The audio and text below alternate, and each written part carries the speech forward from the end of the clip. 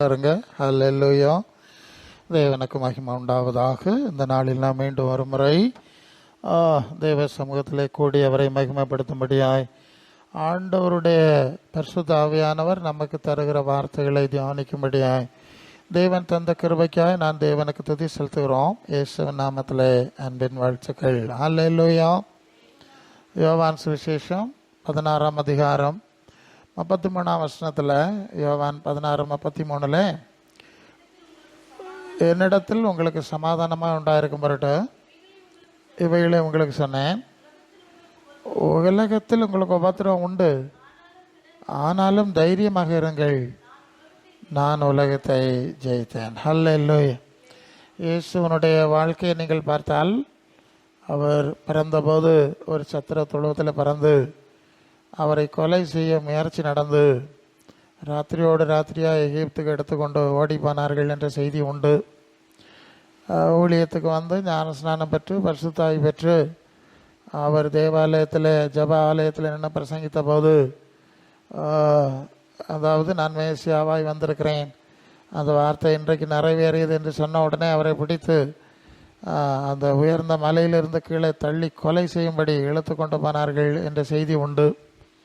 பல முறை அவரை கொலை முயற்சி செய்த சூழ்நிலைகள் உண்டு. நான் முழுக வேண்டிய ஒரு ஸ்நானம் உண்டு, அது எவ்வளவு நெருக்கப்படுகிறேன் என்று சொன்ன சம்பவம் உண்டு. அப்போ இயேசு தன்னுடைய ஊழியத்தை மகா நெருக்கத்தின் மத்தியில் எவ்வளவோ அற்புதங்களை செய்தவர் தான். ஆனால் பல முறை அவர் கொலை முயற்சிக்கு ஆளானார். அவரை கைது பண்ணி கொண்டு வருவதற்கெல்லாம் முயற்சி பண்ணினார்கள். இப்படி தான் இந்த ஊழியத்தை செய்து நிறைவேற்றி முடித்தார். தேவன் அவருக்கு கொடுத்த ஊழியத்தை அவர் செய்ய முடியாமல், நிறைவேற்ற முடியாமல் எவ்வளவோ தடைகள், இயற்கையின் தடைகள் கூட வந்தது. அந்த கதறினருடைய நாட்டுக்கு அந்த லேகியோன் பிசாசு பிடிச்சிருந்த மனுஷனை விடுவிக்கும்படி கடற்பயணத்துக்கு போகும்போது தான் அந்த புயல் கட்டும் கொந்தளிப்பு ஏற்பட்டு அந்த கப்பல் கவிழும், அந்த படகு கவிழும் நிலைக்கு வந்து, ஐயரே நாங்கள் மடிந்து போகிறோம், உமக்கு கவலை இல்லையா என்று சீடர்கள் கேட்கிற நிலைமை, அவர் காற்றையும் கடலையும் அதட்டின சம்பவம் அங்கே தான் நடக்குது. அக்கறைக்கு போவோம் வாருங்கள் என்று சொல்லி ஆண்டவர் அழைத்து கொண்டு போன போதிலும், தேவ சித்தப்படி தான் எல்லாத்தையும் அவர் செய்வார். அப்படி செஞ்ச போதிலும் அந்த கடலிலே ஒரு கடினமான ஆபத்தை சந்தித்து அதை அடக்கி அங்கே போய் சேர்ந்து அந்த லேகியோன் பிசாசு பிடிச்சவனை விடுதலை பண்ணிவிட்டு அவர் மீண்டும் வருகிறார். அந்த ஊரார் கூட, ஐயோ இவனுக்குள்ளே இருந்த பிசாசு போய் இத்தனை பன்றி செத்து போச்சே, நீர் எங்களுடைய எல்லை விட்டு போய்விட வேண்டும் என்று வேண்டி கொண்டார்களாம். அதனால் அவர் போன பாதையிலே திருப்பி வந்து விட்டார். இப்போ என்ன புரிஞ்சோன்னா, இயேசு தன்னுடைய வாழ்வை, ஊழிய பாதையை எவ்வளவு கடினமான சூழ்நிலையிலே செய்து முடித்தார் என்பதை நான் இங்கே புரிஞ்சுக்கிறோம். அப்போ இங்கே சொல்லுகிறார், நான் கடினமான சூழ்நிலை வழிதான் கடந்து வந்தேன், ஆனாலும் உலகத்துக்கு நான் சரணடையவில்லை. ஹல்லேலூயா. நான் உலகத்தை ஜெயித்தேன் என்று சொன்ன வார்த்தையினுடைய பொருள், ஏன்னா அவரை அடுத்த நாளே அவரை பிடிச்சிடுறாங்க, பிடிச்சி சிலுவையில் அரைந்து கொலை செஞ்சாங்கங்கிறது தான் உண்மை. அப்போ இந்த ஜெயம் என்று சொல்வது, நான் உலகத்துக்கு சரணடையவில்லை, முதலாவது புரிய வேண்டிய காரியம். அப்போ இயேசுவின் வாழ்க்கையிலிருந்து நான் கற்றுக்கொள்கிற ஒரு காரியம் என்னவென்று சொன்னால், நாம் இந்த உலகத்துக்கு சரணடையாதபடி நாம் போராடுகிறவர்களாய், அதான் பத்திரம் உண்டு, அதெல்லாம் வரத்தான் செய்யும், இருக்க வேண்டும் என்கிற ஒரு மாதிரியை கற்றுக் கொடுக்கிறதை நாம் பார்க்கிறோம். இப்போ நான் இந்த ஆண்டவருடைய வசனங்களை வாசித்து அந்த சூழ்நிலைக்குள்ளே இதுவரைக்கும் எவ்வளவோ பிரச்சனைகளை, உயிரோட வைக்கக்கூடாது, ஊழியத்தை செய்ய விடக்கூடாது, சாமர்த்தியமான காரியங்களெல்லாம் ஒவ்வொரு நாளும் நடந்து கொண்டே இருக்கோம். அதை கடந்து தான் இந்த வேலையை, இந்த சுவிசேஷ பணியை நான் செய்ய தேவனை உதவி செய்கிறார். சில சம்பவங்கள்லாம் சொன்னால் நீங்கள் ரொம்ப பயந்துருவீங்க, அதனால் ரொம்ப சொல்ல விரும்பலை. ஆனால் ஒரே ஒரு காரியத்தை ஆண்டவர் எனக்கு உள்ளத்தில் பதிச்சிருந்தார், இந்த உலகத்துக்கு சரணடையப்படாது. இல்லையா, சில வேளை சில மிரட்டல் சூழ்நிலை வரும்போது நான் பதில் சொல்வேன், நான் இந்த உலகத்தில் வாழுவதற்கு வரவில்லை, சாவ தான் வந்திருக்கேன். இல்லையா, இந்த உலகத்தில் யாராவது இங்கே இருந்துக்கிட்டே இருக்கிறாங்களா? இல்லை. சாவை தான் வந்திருக்கேன், செத்து தான் ஆகணும், அதில் ஒன்றும் சந்தேகம் ஒன்றும் இல்லை. இதுக்கு பயந்து என்ன ஆக போகுது? சாவுக்கு பயந்து சாவாமல் இருக்க போகிறோமா? நம்ம ஒன்றும் இருக்க போகிறதில்ல. உலகத்துக்கு சரணடைய முடியாது, சரணடைய விருப்பம் இல்லை. ஆண்டவர்கிட்ட ஜெபம் பண்ணதான், அதுதான் ஒரே ஒரு ஜெபம் தான், வேற ஒரு ஜெபம் கிடையாது. உலகத்துக்கு சரணடையாமல் செத்து போயிடணும். இங்கே உலகத்துக்கு சரணடைஞ்சு வாழப்படாது. அது ஒன்று தான் பிரார்த்தனை. எனக்கு இந்த பகுதி எப்படியோ என் உள்ளத்தில் பதிந்து விட்டது. இந்த உலகத்துக்கு சரணடைஞ்சு நமக்கு இந்த உலகம் ஒன்றும் தரப்போகிறதில்ல. ஒரு மலர் வளையம் தரமா இருக்கலாம், சில மாலைகள் தரமா இருக்கலாம், இல்லையா? வேற என்ன தரப்போகுது? பின்ன இதுக்கு என்னத்துக்கு சரணடைய போகிறோம்? சரணடையக்கூடாது. அப்போ உலகத்துக்கு சரணடையாதபடி நாம் போராட கற்றுக்கொள்ள வேண்டும் என்று ஆண்டவர் படிப்பிக்கிற ஒரு காரியத்தை நாம் பார்க்குறோம். அந்த வெளிப்படுத்தின விசேஷத்துக்கு முன்னால் இருக்கிற யூதா எழுதின நிருபத்தில் 1ஆம் அதிகாரம் 3ஆம் வசனத்திலும், ஒரு விசை ஒப்புவிக்கப்பட்ட விசுவாசத்துக்காய் நீங்கள் போராட வேண்டும் என்று உங்களுக்கு எழுதி உணர்த்துவது எனக்கு நலம் என்று கண்டது. அல்லேலூயா. ஒரு விசை ஒப்புவிக்கப்பட்ட விசுவாசம். அப்போ நம்முடைய விசுவாசம் என்னன்னு கேட்டால், ஒன்று இந்த உலகம் அழிவுக்குரியது, இது தேவ சாபத்தில் இருக்கிறது. அப்படிதான் ஆதியாகமத்தில் 3:16 படிக்கிறோம். இந்த உலகத்தை தேவன் சபித்து விட்டார், இதை தீக்கொளுத்த போகிறார், இந்த உலக வாழ்க்கை முடிந்து போகிறது, எங்களுக்கு ஒரு புதிய வானம் பூமியை உண்டாக்கி கொண்டிருக்கிறார், ஒரு புதிய சரீரம் கொடுப்பதாய் வாக்கு பண்ணியிருக்கிறார், அவரோடு கூட நாங்கள் நித்தியமாய் வாழுவோம் என்று எங்களுக்கு நித்திய ஜீவனை குறித்த ஒரு வாக்குறுதியை கொடுத்திருக்கிறார். இதுதான் நம்முடைய அடிப்படை விசுவாசம். அல்லேலூயா. பூமியின் உயர்ந்த ஸ்தானத்துக்கு ஏறுவோங்கிறது விசுவாசம் இல்லை. பிள்ளைகளின் இஸ்ரவேலுக்கு உண்டாக சமாதானத்தை காண்பாங்கிறது நமக்கு விசுவாசம் இல்லை. வேறு பூமிக்குரிய எந்த விசுவாசமோ, அதாவது இந்த உலகத்தில் வாழுகிற மற்ற மனிதர்களுடைய விசுவாசமும் நம்பிக்கையும் எதிர்பார்ப்பும் வேறு. நம்முடைய விசுவாசம் நம்பிக்கையும் எதிர்பார்ப்பும் வேறு. அல்ல கொஞ்ச நாளைக்கு இங்கே வாழணும், அதுக்குரிய நியாயமான அவசியமான தேவ சித்தப்படியான காரியங்கள் நடக்கணும், அதில் ஒன்றும் சந்தேகம் இல்லை. அதுக்கு அந்த பக்கம் ஒன்றும் எங்கே எதிர்பார்க்க போகிறதில்ல. அப்போது இப்படி இந்த உலகம் நமக்கு சொந்தமானதல்ல, நிரந்தரமானதல்ல, நிலையானதல்ல. நிலையான நகரம் இனி வருகிறது, வரப்போகிறதே நடத்தி எடுக்கிறோம். இப்படிப்பட்ட ஒரு அடிப்படை விசுவாசத்தை நமக்கு கொடுத்துருக்கிறபடினாலே அந்த விசுவாசத்தை காத்து கொள்ளும்படி நாம் கொஞ்சம் தைரியமாய் போராட வேண்டும். ஒன்று, நம்ம வாழுகிற உலகம் இதுக்கு எதிராக இருக்கிறதுனால, தலைகீழாக இருக்கிறதுனால, அது நம்ம அந்த பக்கம் இழுப்பதற்கு எப்போதும் முயற்சி. அதனால தான் நாங்கள் சபையை எப்போதும் இப்படி தான் உபதேசம் பண்ணுவோம்.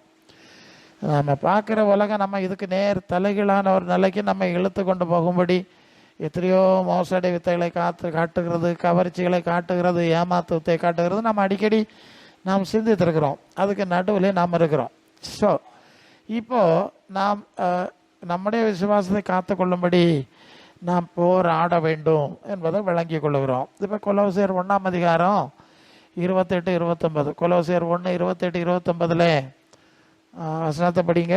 எந்த மனுஷனையும் கிறிஸ்துவுக்குள் தேறினவர்களாய் நிறுத்தும்படிக்கு அவரை இயேசுவையே நாங்கள் அறிவித்து எந்த மனுஷனுக்கும் புத்தி சொல்லி எல்லா ஞானத்தோடும் உபதேசம் பண்ணுகிறோம். அதற்காக நான் எனக்குள்ளே வல்லமையாக கிரியை செய்கிற அவருடைய பலத்தின்படி போராடி பிரயாசப்படுகிறேன். அல்லேலூயா. சரி, ஒரு அடிப்படை போராட்டத்தை நம்ம பார்த்துட்டோம். இப்போ ரெண்டாவது ஒரு போராட்டம், எந்த மனுஷனையும் கிறிஸ்துவுக்குள் தேறினவர்களாக நிறுத்தும்படியாய் நாங்கள் தேவன் எங்களுக்கு கொடுத்த எல்லா பலன்களையும் பயன்படுத்தி போராடி பிரயாசப்படுகிறோம். நாங்கள் இதில் 2 பகுதி. முதல் பகுதி, நாங்கள் கிறிஸ்துவுக்குள் தேறினவர்களாக நிற்க பிரயாசப்படுகிறோம். அதான் அதுக்குள்ளே இருக்கு இல்லையா? முதல்ல நாங்கள் கிறிஸ்துவுக்குள் தேறினவர்களாக நிற்க பிரயாசப்படுகிறோம். ரெண்டாவது, மற்றவர்களையும் கிறிஸ்துவுக்குள் தேறினவர்களாக நிலை நிறுத்த பிரயாசப்படுகிறோம். 2 பிரயாசம். அப்போ முதலாவது, நாம் கிறிஸ்துவுக்குள் தேறினவர்களாக நிற்க பிரயாசப்பட வேண்டும் என்பது ஒரு விஷயம். கிறிஸ்துவின் நிறைவான வளர்ச்சி என்று சொல்லி எபேசியர் 4:11 படிக்கிறோம். கிறிஸ்துவில் தேர்வது, உலகத்தில் பல காரியங்களில் தேறுகிறார்கள், தேர்வு எழுதுகிறார்கள், பரீட்சை எல்லாம் பாஸ் ஆகிறார்கள், அதை பற்றி இங்கே பேசலை. இங்கே உள்ள நிலையற்ற எந்த அழிவுக்குரிய காரியத்தை பற்றி ஒன்றும் பேசலை.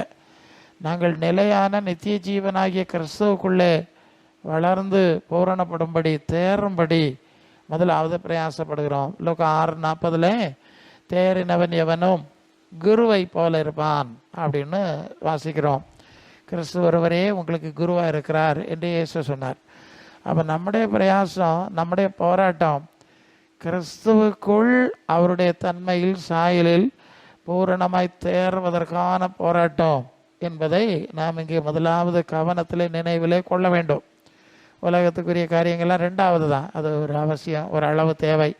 அது அளவு தான் வச்சுக்குவோம். அதுக்கு மேலே அதில் மூழ்க மாட்டோம், அதை ஆராதிக்க மாட்டோம் என்ற ஒரு பிடிவாதமான மனநிலை நமக்கு இருக்கணும். நான் சொல்வது உங்களுக்கு புரியுதுன்னு நினைக்கிறேன். ஒரு பிடிவாதமான, ஒரு உணர்ச்சி பூர்வமான மனநிலை நமக்கு தேவை. ஏதோ பேருக்கு வந்தோம் போனோம்ங்கிறதல்ல. அதில் ஒரு வலிமையான ஒரு வைராக்கியம் நமக்கு அவசியம். நிலையானது எது என்பது நமக்கு ஆண்டவர் தெளிவாக்கி தந்தாச்சு. நிலையற்றது எது என்பதும் நமக்கு தெளிவுபட்டாச்சு இல்லையா? இந்த உலகம் ஏமாத்துது, அதுக்கு இவ்வளவு தலைகீழாக நிற்குது, ஆடிக்கிட்டு இருக்குங்கிறத நமக்கு புரிஞ்சிட்டு, அதுக்கு ஆட்டம் எல்லாம் இது கள்ளத்தனமான ஆட்டமாக்கும். உலகம் அனைத்தையும் மோசம் பார்க்குற பிசாசு வெளிப்படுத்தல் 12:9. இது கள்ள ஆட்டமாக்கும், ஏமாத்து ஆட்டமாக்கும். அதுக்குன்னு எவ்வளோ என்னெல்லாம் செய்கிறாங்கங்க நம்ம சிந்திக்கிறோம் அடிக்கடி. இதெல்லாம் தெரிஞ்சாச்சு. அப்படி இருந்தால் நமக்கு தேவன் கொடுத்த விசுவாச அனுபவத்தில் நிற்பதிலே வைராக்கியமாக இருக்கணும், பிடிவாதமாக இருக்கணும். உலகத்துக்கு வளைஞ்சு போகிறதுனால நன்மை கிடைக்காது பாருங்கள்.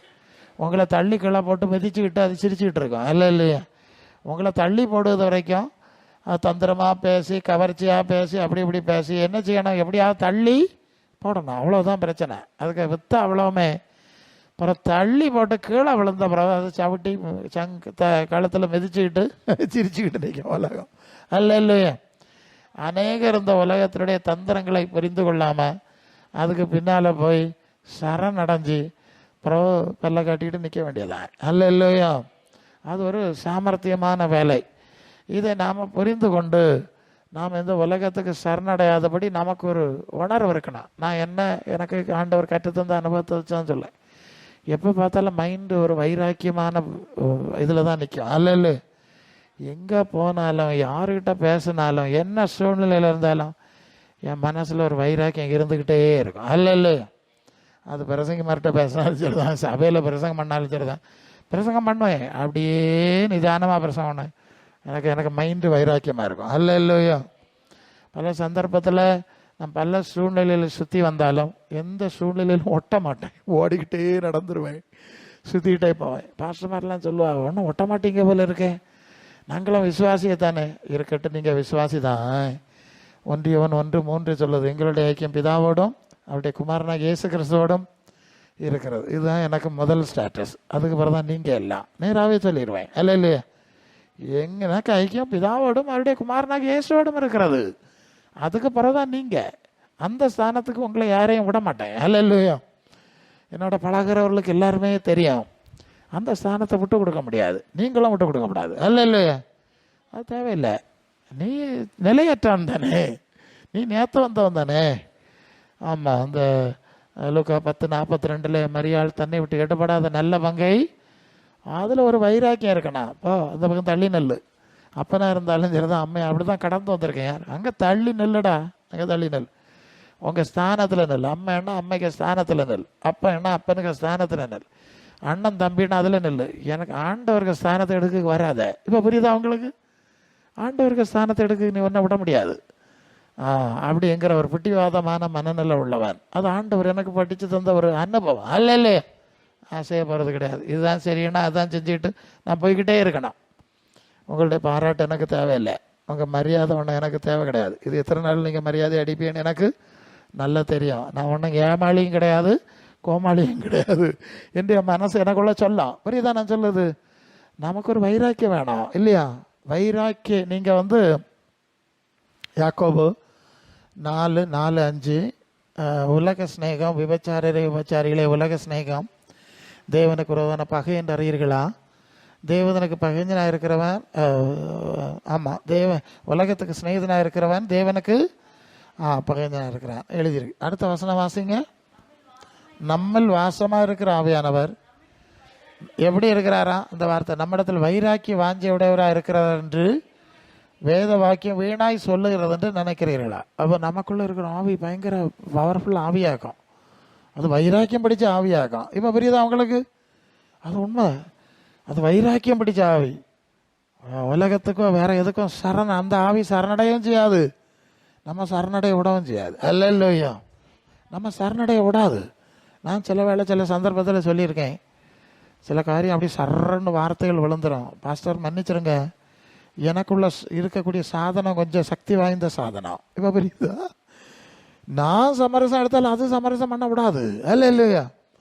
அப்போ இன்னைக்கு இருக்க ஆவியெல்லாம் பரிசுத்த ஆவி இல்லை, இது கள்ளத்தனமான ஆவின்னு சொல்லுது உங்களுக்கு இப்போ புரியவும் நினைக்கிறேன். அது ஒரு பவர்ஃபுல்லான ஒரு அனுபவம். வைராக்கிய வாஞ்சை உடையவரான ஆவியானவர். அப்படிப்பட்டதான ஒரு வைராக்கியம் இருக்கணும். அந்த வைராக்கியத்தின் அனுபவத்தில் நாம் போராடணும். ஏன்னா நீங்கள் லூக்கா 13:24 இடுக்கமான வாசல் வழியாய் உட்பிரவேசிக்க வகை தேடுங்கள், கேட்டுக்கு போகிற வாசல் வழி விரும்பியமாக விசால ஈஸியாக இருக்கிறது. ஜீவனுக்கு போகிற வாசல் வழி நெருக்கமும் இடுக்கமாக இருக்கிறது. அதை கண்டுபிடிக்கிறவர் சிலர்.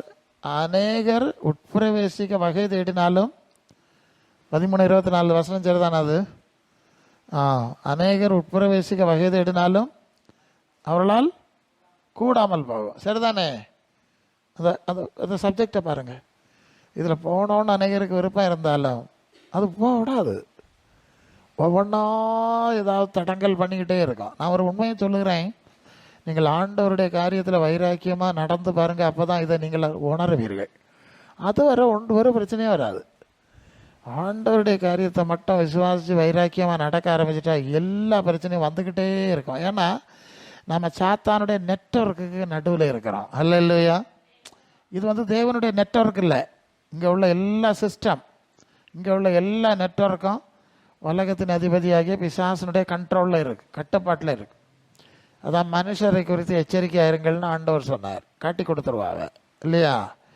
உங்களை கொலை செய்கிறவன் தான் தேவனுக்கு தொண்டு செய்கிறவனுடைய நிலைக்கும் காலம் வரும். அது யோவான் 16 தொடக்கத்தில் இருந்தே படிக்கலாம். இந்த நெட்வொர்க் எனக்கு அந்த அறிவை தேவன் தந்தார். நீ சாத்தானுடைய நெட்வொர்க்குக்கு நடுவில் இருக்கிறாய். இல்லையா? நீ எந்த பக்கம் திரும்பினாலும் சாத்தான், அந்த பக்கம் சாத்தான், அந்த பக்கம் எல்லா பக்கமும் பிசாசனுடைய நெட்வொர்க் இருக்குது. அதுக்கு நடுவில் இருக்கிறாய் இல்லையா? அந்த 4 பக்கம் அந்த பவர் இருக்குது. அந்த பவருக்கு நடுவில் இருக்கிறாய்ங்கிற உணர்வை எனக்கு தேவன் தந்திருக்கிறார். அது எப்போ பார்த்தாலும் ஏதாவது தீமை செஞ்சுக்கிட்டே இருக்கும். உன்னை கொல்லுவேன், உன்னை அழிப்பேன், உன்னை நொறுக்குவேன். என்கிட்ட பேசுறது ஒவ்வொரு நாளும். நான் என்கிட்ட பேசலைன்னா வீட்டம்மாட்ட பேசான், அவனை கொல்லுவேன். நல்ல இல்லையா? இப்படியே பார்த்துக்கிட்டே இருப்போம். இதை கடந்து தான் இந்த பாதையில் நாங்கள் பயணிக்கிறோம். அப்போ இதில் பிரவேசிக்க வகை தேடினாலும் கூடாமல் போகும் என்கிற அளவு இதில் அந்த நெட்வொர்க்கினுடைய சாமர்த்தியமும் செயலும் இருக்கிறது என்பதை நாம் உணரணும். அதனால தான் நமக்கு ஒரு பிரயாசம் வேணும். என்ன வேணும்? ஒரு வைராக்கியம் வேணும், ஒரு பிரயாசம் வேணும். உலகத்தில் நான் படித்து இப்படி ஒரு பட்டத்தை பெறுவேன், நான் இப்படி ஒரு வீட்டை கட்டுவேன், நான் இப்படி போவேன்னு பல கனவுகளை உருவாக்கி புட்டிவாதமாக முயற்சி பண்ணுறாங்க இல்லையா? பிடிவாதமாக தோத்தாலும் விடமாட்டேன், எழும்புவேன், முயற்சி பண்ணுவேன். நிறைய காரியத்துக்கு ஆளோ பயங்கர பிடிவாதம் பிடிக்காவ, வைராக்கியம் பிடிக்காவ.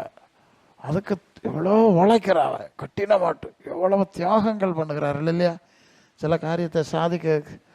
ஆமாம், சிலருக்கு வாழ்நாள் சாதனையாளர்னு பட்டம் கொடுக்காவ, சில ஆளோ செத்து போன பிறகு பட்டம் கொடுக்காவ.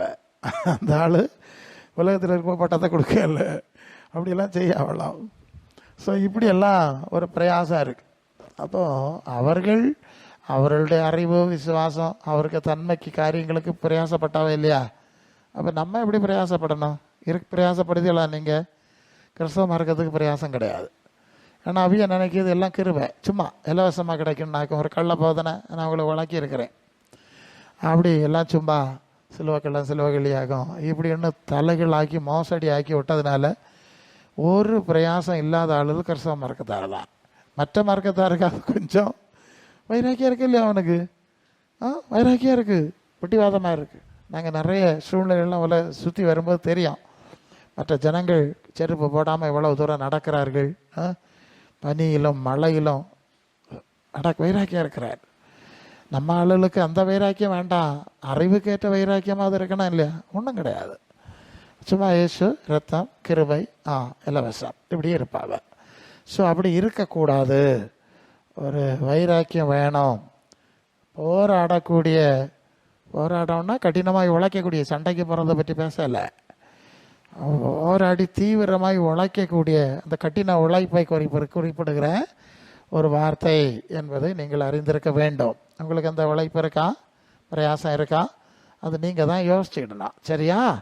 இது சும்மா அது என்ன செய்யுது, கஷ்டப்படாமல் வரக்கூடிய விஷயம் கிடையாது. சரியா? நகை நனையாமல் நத்தை பிடிக்குதுன்னு சொல்லுவாங்க இல்லையா? அப்படிப்பட்ட விவகாரம் கிடையாது. அதுக்குன்னு எவ்வளோ போராட்டம் இருக்குங்கிறத இதை வசனப்படியும் அனுபவப்படியும் நான் விசாலமாய் பார்த்த மனுஷன். அல்லேலூயா. 2 தீமோத்தேயு 2:6 பிரயாசப்படுகிறவன், பிரயாசப்பட்டு பயிரிடுகிறவன் முந்தி பலன் அடைய வேண்டும் அப்படின்னு சொல்லியிருக்கு. அப்போது முதலாவது யாருக்கு பலன் கொடுக்கணுமா? பிரயாசப்படுகிறவர்களுக்கு. யாருக்கு? உழைக்கிறவர்களுக்கு. சோம்பேறிகளுக்கு கொடுக்கப்படாது இல்லையா? நல்லா உழைச்சி களைச்சி வந்திருப்பான், அவனுக்கு முதல்ல கொடு. அல்லேலூயா. பாடுபட்டுட்டு வந்திருப்பான், பிரயாசப்பட்டு வந்திருப்பான், அவனை முதல்ல கனம் பண்ணாது. மற்ற பையவளை பறவை பார்க்கலாம், சோம்பேறிகளை பறவு. அதுதானே உண்மை. அவன் பிரயாசப்பட்டு, ஒரு விவசாயி அவன் அந்த நிலத்தை பண்படுத்தி விதைச்சி தண்ணி விட்டு முன்மாறி பின்மாறி வர காத்திருந்து அவன் எவ்வளோ பொறுமையோடு அந்த பலனை அறுக்கிறான். பிரயாசப்படாமல் உறங்கிட்டு இருந்தால் அறுக்க முடியுமா? வயல் உள்ளாமல் இருந்தால் அறுக்க முடியுமா? செடி நடாமல் இருந்தால் அறுக்க முடியுமா? அதுக்கு பரிபாலனை செய்யாமல் இருந்தால் அறுக்க முடியுமா? முடியாது இல்லையா? இது போல தான் நாம் விதைத்தால் ஏற்ற காலத்திலே அறுப்போம், பிரயாசப்பட்டால் ஏற்ற காலத்திலே அறுப்போம். அவர்கள் தான் பலனடைய முடியும் என்பதை நீங்கள் கவனத்தில் கொள்ளணும். கொஞ்சம் உணர்ச்சி வேணும். நான் சொல்ல புரியுதா? ஒரு சூடு சொரணை வேணும் அந்த விஷயத்தில். இப்போ அந்த சொரணை ஒன்றும் இல்லை, அதனால தான் அதை திருப்பி பேசுகிறோம். ஒரு சூடு சொரணை வைராக்கியம், ஒரு பிரயாசம், ஒரு போராட்டம் வேண்டும், அந்த மனநிலை வேண்டும் என்பதை முதல்ல அதை வச்சுருங்க. வெளிப்படுத்தல் 2:3 ஒரு சபையை குறித்து சொல்லியிருக்கல, எபேசு சபையா, நீ இளைப்படையாமல் பிரயாசப்பட்டதை, எப்படி பிரயாசப்பட்டார்களாம்? ரெஸ்ட் எடுக்காமல் பிரயாசப்பட்டார். ஓய்வு அதை இளைப்படையாமல், அதுக்கு அர்த்தம் தானே, ரெஸ்டே எடுக்கலை. அவ்வளவு அந்த சபையார் பிரயாசப்பட்டார்கள் என்று அந்த சபையை குறித்து ஒரு காரியம் சொல்லப்படுகிறதை நாம் பார்க்குறோம். அல்லேலூயா. ரோமர் 16:6 மிகவும் பிரயாசப்பட்ட மரியாளை வாழ்த்துங்கள், அப்படிதானே? மிகவும் பிரயாசப்பட்டாள். அப்போ ஆதி திருச்சபையார் எப்படி இருந்திருக்காவங்கிறத ஒரு கம்பேரிசன். இன்னைக்கு நமக்கு பிரயாசத்துக்கும் நமக்கு தான் சோறு 3 நேரம் தாராளம் கிடைக்கும், ஃபேனு காற்று, அதுக்கு மேலே ஏசி, எல்லா வசதியும் இருக்குது இல்லையா? சுகமானது உறங்கணும், நாம் பிரயாசப்படுது என்னத்துக்கு இல்லையா? அப்படி ஒரு நிலைமை ஆயிடுது. ஆனால் ஆதி திருச்சபையார் அப்படி இல்லை, அவர்கள் மிகவும் பிரயாசப்பட்டாள். ரோமர் 16:4 அந்த ஆக்கில்லா பிரிஸ்கில்லா அவர்கள் எனக்காக தங்கள் கழுத்தை கொடுத்தார்கள். அல்ல சாவுக்கு துணித்தார்கள் ஊழியக்காரர்களுக்காக, ஊழியத்து நிமித்தம். அந்த அளவு பிரயாசப்பட்டார்கள் என்ற சம்பவத்தை பார்க்குறோம். 2 கொரிந்தியர் 11:23 நான் அதிகமாய் பிரயாசப்பட்டேன் பவுல் சொல்லுகிறார். கவனிக்கிறீங்களா? நமக்கு என்ன வேணும்? சூடு சொரணை வேணும், பிரயாசம் வேணும், உழைப்பு வேணும். நாங்கள் நல்லா தானே இருக்கோம். நீங்கள் சொல்ல போறீங்க, நீங்கள் கிறிஸ்துவுக்கேற்ற கனி கொடுக்கும்படி கிறிஸ்துவில் தேறினவர்களாய் நிற்க வேண்டும் என்ற எல்லைக்குள்ளே வரும்போது தான் இது உங்களுக்கு தெரியும். பார்த்துக்கிடுங்க. சரியா? வெளியே ரோட்டங்கரையில் நின்றுக்கிட்டு அப்படி ஆகும் இப்படி ஆகும், ரோட்டை வராந்தையில் உட்காந்துட்டு பயங்கரமாக அந்த வண்டர் வாசம் பேசுவானுவ ஆளுவ பற்றியெல்லாம், அரசியல் எல்லாம். இவன் ஒருத்தனை களத்துக்கு வரமாட்டான். எதுக்கு வரமாட்டான்? அங்கே எதுக்குடா பேசுகிற? களத்துக்கு வா, களமாடு வா, அங்கே இருந்துட்டு விமர்சனம் பண்ணக்கூடாது. இறங்கி வா, தெருவில் வா, காரியத்துக்கு வா, பார்ப்போம். இறங்கி பார்த்தா இல்லையா தெரியும் கஷ்ட நஷ்டம். இல்லையா?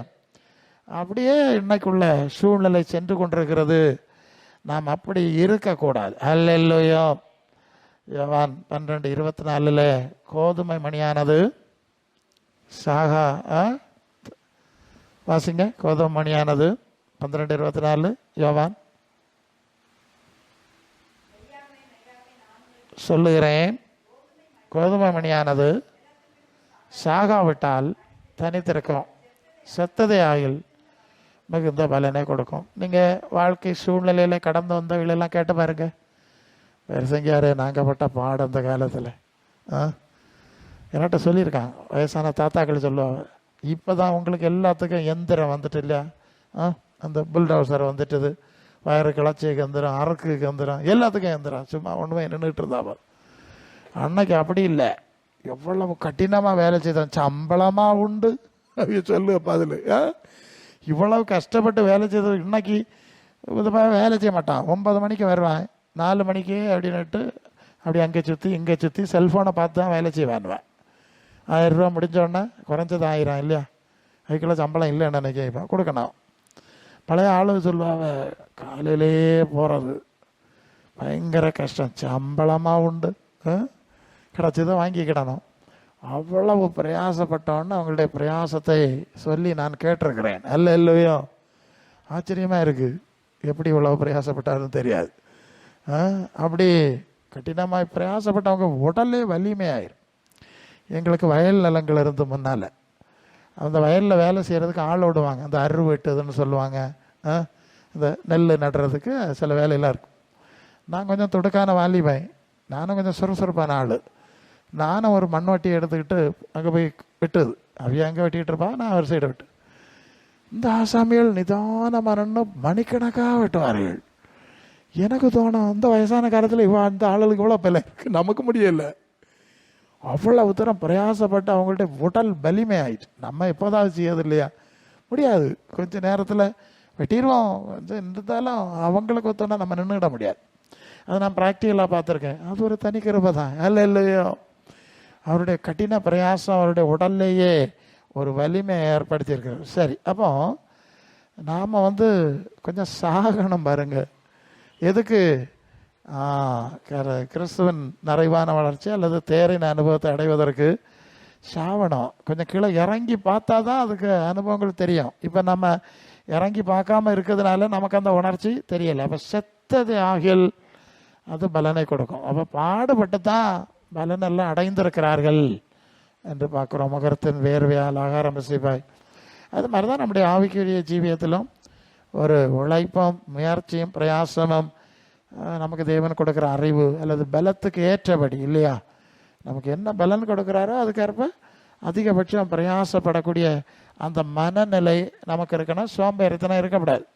1 தீமோத்தேயு 5:6 சுகபோகமாய் வாழுகிறவர்கள் உயிரோடே செத்தவர்கள்னு சொல்லியிருக்கு. பாருங்க, நான் யோசித்து பார்த்தேன், அந்த வார்த்தை ரொம்ப ஆழம். சுகபோகமாய், அது 1 தீமோத்தேயு 5:6, சுகபோகமாய் வாழுகிறவர்கள் உயிரோடே செத்தவர்கள். இன்னைக்கு இருக்கக்கூடிய ஆசீர்வாத கொள்கை இல்லையா, இன்னைக்கு ஆசீர்வாத கொள்கை பேசுகிறாங்க இல்லையா, சுகமாக இருப்பாய், சுகித்திருப்பாய், அவரு தேவன் தமக்கு பிரியமானவருக்கு நித்திரை அளிக்கும். எப்படிங்க? சுகமாக இருப்பாய், அவன் நல்லா உறங்குவான். அப்படிதான் வசனம் எடுத்து பேசிக்கிட்டு இருக்காங்கல்ல, சுகமாய் தங்கி இருக்க பண்ணுவான். இப்படியே பேசிக்கிட்டு இருக்கு. நான் யோசித்து பார்ப்பேன், என்னைக்கு பிரசங்க மாதிரி பேசுறது கதை இங்கே சொல்லியிருக்க கதையும் தலைகளாக இருக்கு. சுகபோகமாய் வாழ்கிறவர்கள் உயிரோட செத்தவர்கள், இதை எப்படி வளர்க்குது? அவ்வளோ கடினம். அவனுக்கு சுகபோகமாக வாழ விரும்பல. நான் பழைய ஊழியக்காரில் பார்த்துருக்கேன். எனக்கு ஒரு பெரிய ஊழியக்காரில் தெரியும், ஒரு சன்னியாசி தீர்க்கதரிசி. ஒரு பீத்த பாயில் தான் உட்காந்துருப்பார். எப்படியா? பழைய ஓலைப்பா. அவர் போட்டிருக்க அங்கி கிழிஞ்சி அங்கங்கேயே தச்சு வச்சுருக்கான். பார்த்தா பச்சையே தெரியும், ஒன்றும் பிரச்சனை ஒன்று தச்சு தான் போட்டிருப்பா. பெரிய ஊழிய, அவர் நிறைய ஊழியங்களை ஸ்தாபித்தவங்களாக்கும். அப்படியே இருக்கா. மற்ற ஒரு மாதிரி ஆடம்பரமாக நடக்க ஆளலை கண்டா பேசவே மாட்டாவ. இவன் விசுவாசி கிடையாது. அதான் அவங்க பறையில இவன் விசுவாசி கிடையாது, இவன் ரசிக்கப்படையில தான். அதான் அவங்க பாரு. அவ்வளவு. இன்னொருத்தர தெரியும், கடைசி வரைக்கும் பாயில தான் படுத்திருந்தார். சபையெல்லாம் பெருசாக கட்டியிருந்தார். அவர் பார்க்க போனால் பாயில் படுத்திருப்பார். ஓலையில் பின்னு ஒரு பாய். அப்படி தான் முடிச்சிருக்கா. அவர்களுக்கு இந்த வசனத்தை ஆவியானவர்கள் சுகபகமாக வாழுக்கு ஒன்றும் கூப்பிடலை. அவர்கள் ஆத்தும ஆதாயம் பண்ணினார்கள், ஊழியத்தை கட்டினார்கள், பேய விரட்டினார்கள், நோயை சுகமாக்கினார்கள் இல்லையா, அதெல்லாம் செஞ்சிருக்கிறார்கள். அப்போ இன்னைக்கு நேர தலைகளான ஒரு சுவிசேஷமாக்கம் பேசி பேசி நமக்கு சுகமாக உறங்கணுங்கிற எல்லைக்குள்ளே வந்து முடிச்சிட்டோம். இந்த உணர்ச்சியே போய் இல்லாமாக்கி போட்டாங்க இல்லையா பிரசங்கமாரு? அது ஜனங்களுக்கு சுகமாய் தங்கிரு, தேனையாய் ஒழுவது, நெய்யாய் பொழிகிறது இல்லை, நெய்யாய் பொழிகிறது, திராட்சை ரசம் புரண்டு ஓடுகிறது. அப்படி இல்லை, எங்கே புரண்டு ஆடுதோ எனக்கு தெரியல. அவர்களெல்லாம் புரண்டு ஓடுறனால அது கையெல்லாம் தொட இல்லை, காசை கையில் தொடாமல் இருந்திருக்காவ. அப்போ சில இருந்திருக்காவ இல்லை, வெள்ளி மண்ண இடத்துல இல்லை, தூக்கி அங்கே போடு, இதெல்லாம் எங்களுக்கு பங்கு வைக்க முடியாது, நாங்கள் ஜோம்பட்டி தேவசனம் பேதிப்போம், அது வேறு ஆளுகளை ஏற்படுத்துன்னு ஒதுங்கி இருக்காவ இல்லை இல்லையா? அப்போ இன்றைக்கு நாம் பார்க்குற சூழலுக்கும் ஆதி திருச்சபையின் சூழலுக்கும் சம்மந்தமே இல்லை. ஒரு ஐஸ்வர்யவான் ஏசுநாட்ட வந்தானா நித்திய ஜீவனு கிடையாதுக்கு என்ன செய்யணும்? ரொம்ப நல்லது, நீ கற்பனையெல்லாம் கைக்கொள்ளு, அதெல்லாம் கைக்கொள்ளுற, அப்போ நித்திய ஜீவன் உண்டு. அடுத்தது இன்னும் என்ன அதில் குறை உண்டுன்னு கேட்குறான். சரி, நீ பூரண சர்க்குணனாக இருக்க விரும்பினால் உண்டானவளை விட்டு தரித்திரருக்கு கொடு, பிறகு சிலுவை எடுத்துக்கொண்டு என்னை பின்பற்றி. எப்படியா ஒரு பெரிய கோடீஸ்வரனை பார்த்து, உனக்கு பூரணம் தானே வேணும், இருக்கிறதெல்லாம் விட்டு பாவங்களுக்கு கொடுத்துட்டு, சிலுவைனா என்னது? துன்பம், கஷ்டம், கிடைச்சா தின்னு, இல்லைன்னா இல்லை பட்ரி வா. சிலுவைன்னா அப்படி தானே, நீதி நிமித்தம் துன்பப்படுகிறவர்கள் பாக்கியவான்கள்னு சொன்னார் இல்லையா? அதாக சிலுவைங்கிறது. சிலுவைன்னா நீதி நியாயம் தேவ சித்தம் செய்கிறதுனால வரக்கூடிய துன்பங்களாக சிலுவைன்னு சொல்லுது. அந்த வார்த்தை அங்கே இருக்கும் ஒரு இடத்துல, ஒரு பகுதியில் அப்படி இருக்கு. சும்மா வாணல, வித்து இலையில கொடுத்துட்டு வாணல, கொடுத்துட்டு சிலுவையும் தூக்கிட்டு வாணு, உனக்கு இன்னும் ஒரு சிலுவை தாரம் சுமக்கு கொள்ளாமா. எல்லாரும் போய் சிலுவை வச்சு ஆராதிக்கதான், அழுகதும் புலம்பதும் கள்ளத்தனம் காட்டிட்டு இருக்காவ. ஒருத்தரன் சிலுவை சமக்கு முன்னொரு இது கிடையாது. தன்னைத்தான் வரத்து தன் சிலுவையை சமக்க சொன்னா அதுக்கு நாங்கள் களத்தில் ஒன்று கட்டி தொங்க விடுவோம் பெருசு கொள்ளாமா. பிசாசு கொண்டு போயிருக்க போக்க பாருங்க. நியாயத்தில் என் உபதேசத்தில் என் சீசத்தில் நடந்து சிலுவை சமைன்னு சொன்னா அது தங்கத்திலையோ வெள்ளியிலையோ மரத்திலையோ ஒரு சிலுவையை செய்து களத்தில் தொங்க விடுவோம். ஏது சிலுவை? இது ஏசுநாதர் தொங்கின சிலுவையா கள்ளமாரி தொங்கின சிலுவையா? நமக்கு எல்லாம் சிலுவை தானே இல்லையா? எல்லாம் சிலுவை தான். இது வந்து கள்ளமாய தொங்கின சிலுவையா இருக்கும். அப்படியாக்க நம்ம மார்க்கம் போயிட்டு இருக்கு பாருங்க. சரி, நமக்கு ஒரு உணர்ச்சி வேணும், ஆண்டவருக்கு சித்தம் செய்யணும், ஏதாவது செய்யணும், கொஞ்சம் கீழே இறங்கி பாருங்க, அப்போதான் அதில் உள்ள பிரயாசம். எவ்வளோ பிரயாசம். சரி, அந்த மோசையை பற்றி சொல்லும்போது அவன் தேவனுடைய மக்களோட துன்பங்களை அனுபவிக்க அவன் துன்பத்தை தெரிந்து கொண்டான் இல்லையா? அவங்க இப்போ அவர் குமாரத்திங்கிறத வரத்து துன்பத்தை அனுபவிக்க வந்துட்டான். ஆண்டவர் அழைச்சார், வந்தாருன்னு சொல்றதோட ஆண்டவர் அழைச்சார், அதுதான் உண்மை. அதனால் வந்துட்டான். கடைசியில் பல கஷ்டம். அவன் அந்த இஸ்ரவேல் ஜனங்களை பார்த்து சொல்லுவான், உங்கள் நிமித்தம் கர்த்தர் என் பெயர்கள் கோபமாகி நீயும் கானானுக்குள்ளே போகிறதில்லைன்னு சொல்லிட்டார். உங்கள் நிமித்தமாக வந்து அவ்வளவு கஷ்டம். உம்முடைய கண்களில் தயவு கிடைத்ததுனால உன் கரத்தை நீட்டி என்னை கொன்று போடுங்கிறான் ஒரு சந்தர்ப்பத்தில். அவ்வளவு நெருக்கம் கொடுத்துட்டா. அவன் இது மாதிரி களத்துக்கு இறங்கி வந்தாதான் இதெல்லாம் தெரியும். அப்போது சுகபோகமாய் வாழுறது விசுவாசியினுடைய அனுபவம் அல்ல, அது ஆசீர்வாதம் எல்லாம் சாபம்னு பைபிள் சொல்லுது. இருக்குதானே சொல்லணும், நான் பெருசாக சொல்லலை. சரி, அப்போ நமக்கு அப்படிப்பட்ட ஒரு நல்ல உணர்ச்சி வேணும். ரோமர் 12:2 சொல்லுது, பரலோக தேவனுக்கு பிரியமோ பரிபூர்ணமான சித்தம் என்னதுன்னு நீங்கள் பகுத்து பார்க்க பார்க்க அதை அவர் கற்றுக் கொடுக்க கொடுக்க நீங்கள் அதில் தேறினவர்களாய் பிரயாசப்படும் போது ஒரு போராட்டமான சூழ்நிலை பிரயாசம் நமக்கு உண்டாகும். அல்ல இல்லையோ? அந்த காரியத்தை நீங்கள் நிறுவ போகும்போது ஸ்தாபிக்க போகும்போது அடுத்த பிரச்சனை வந்துடும். அல்ல இல்லை, முதல்ல நம்ம கடைபிடிக்கும் போது பிரச்சனை வந்துடும். இதை ஸ்தாபிக்க போகும்போது பெரிய பிரச்சனைகளும் போராட்டங்களும் வந்துடும். அதெல்லாம் கடந்து தான் ஊழியக்காரர்கள் ஊழியங்களை ஏற்படுத்தி இருக்கிறார்கள் என்பதை நாம் அறியணும். பிலிப்பியர் 1:9 சொல்லுது, உத்தமமானவைகளை ஒப்புக்கொள்ளத்தக்க உங்கள் அறிவானது அன்பானது. வாசிங்க 1:9, பிலிப்பியர் 1:9. உத்தமமானவைகளை நீங்கள் புரிந்து ஒப்புக்கொள்ளத்தக்கதாய் உங்கள் அன்பானது அறிவிலும் எல்லா உணர்விலும் இன்னும் அதிகமாய் பெருக வேண்டும். அல்ல, அப்போ தேவனுடைய பார்வையில் உத்தமமானவர்களை புரிந்து கொள்ளக்கூடிய உணர்வு உண்டாகணும். அல்ல, உணர்வு உண்டாதான். உணர்வு இல்லாதவருடைய இருதயம் இருள் அடைஞ்சது. அவங்க சில வேளை அப்படி தான் ஆமாம், இருதயத்தை லீதியாளின் இருதயத்தை திறந்தார். அப்போ பூட்டி போட்டுட்டாரோ? நாங்கள் அப்படித்தான் நினைப்போம். அநேகருடைய மனசை என்ன செஞ்சிட்டாரு? போட்டுட்டாரு. பூட்டி ஆச்சுன்னா திறக்க முடியாது. எத்தனை அடித்தா ஒரு உணர்ச்சியும் கிடையாது. அப்போ அதுவும் கிருபை திறக்கணுமா, திறக்கக்கூடிய கிருபை.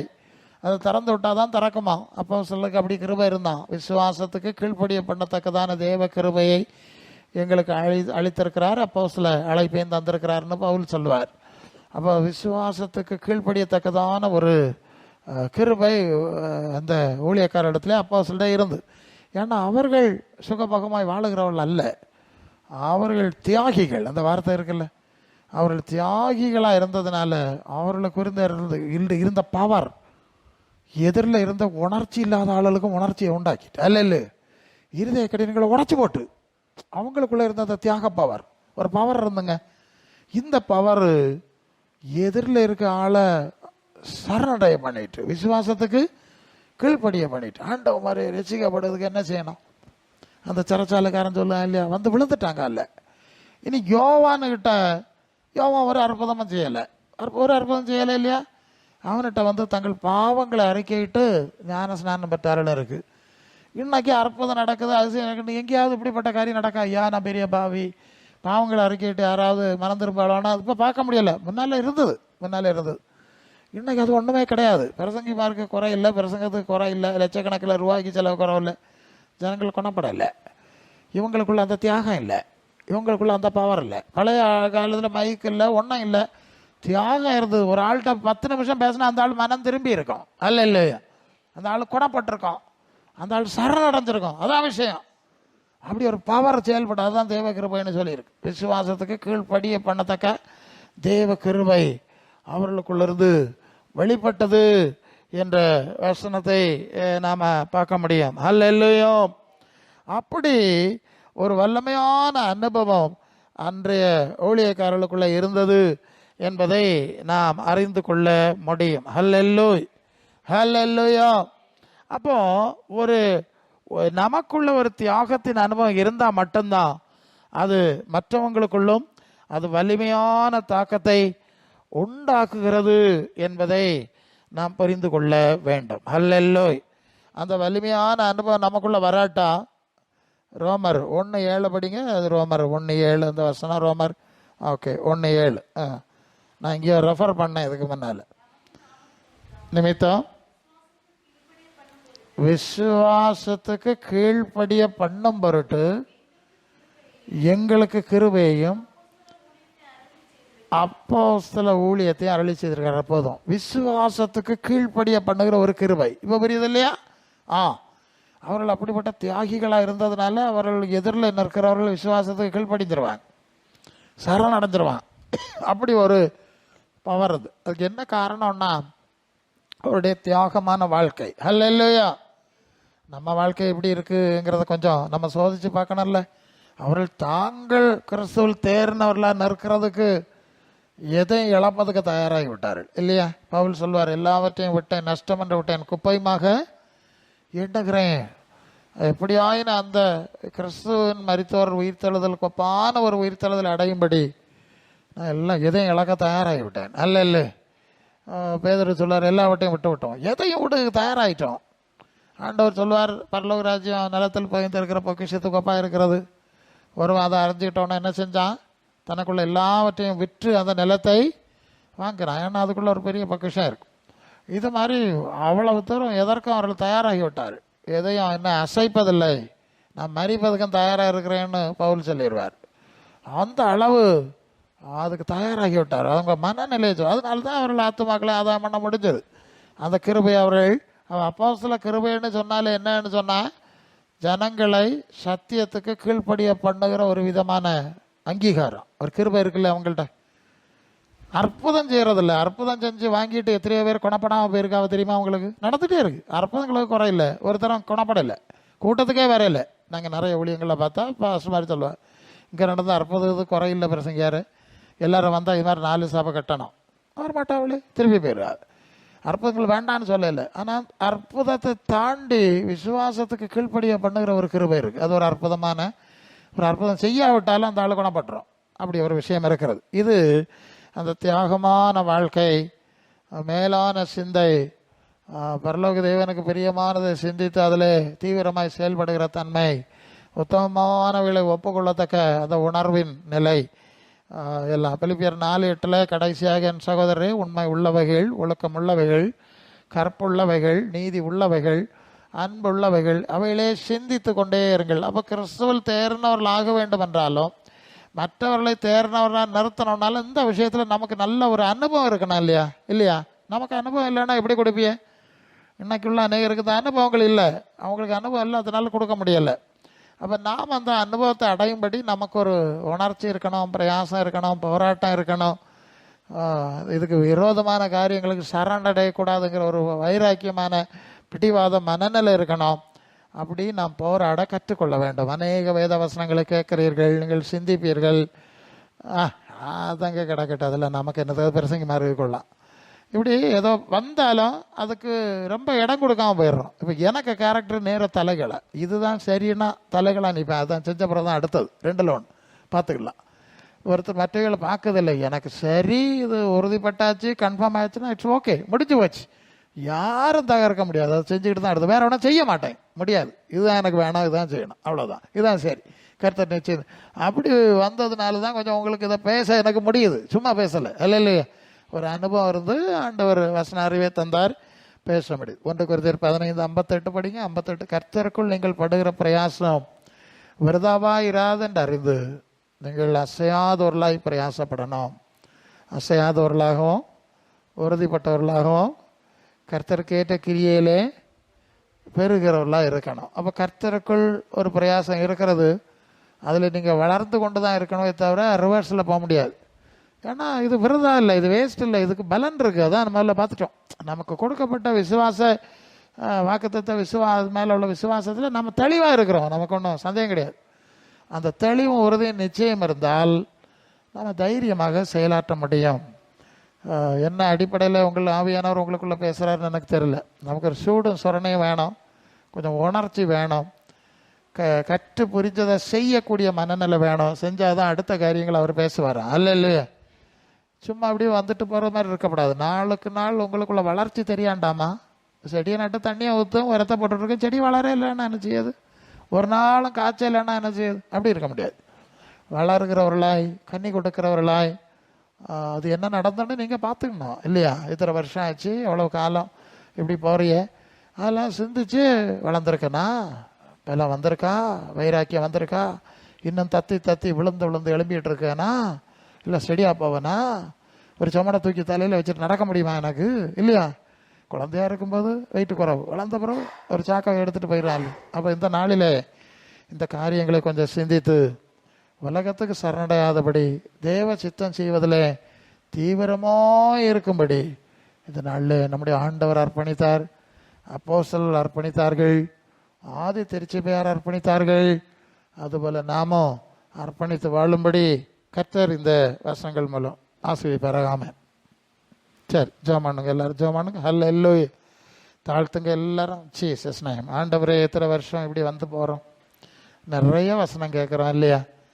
நாங்கள் நாளுக்கு நாள் மறுரூபப்படுகிறோமா? இப்போது எங்களுடைய சிந்தையில் மாற்றம் வந்திருக்கா?